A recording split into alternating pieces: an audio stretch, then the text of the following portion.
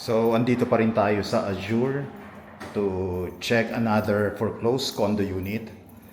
But before that, please subscribe to our YouTube channel at Foreclose Hub.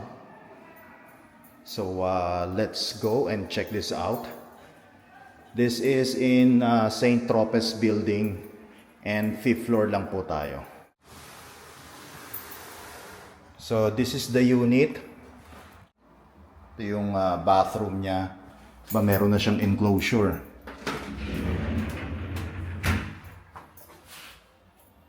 This is around 30 square meters. With balcony po siya. And around 4.2 million.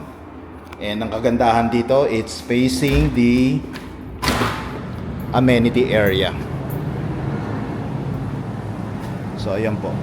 May kiddie pool po doon, and then ayan po yung lap pool, and katabi niya rin po yung beach inspired na wave pool. And this one is the beach volleyball court. Ayan.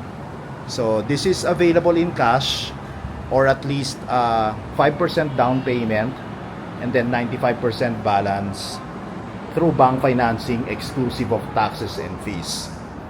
If you are interested to schedule a viewing appointment, please message us directly. So this is as is where is upon turnover, and this is pet friendly for the unit owners only. Okay. So ang ganda po ng view niya. Okay. So again, if you are interested, please message us directly.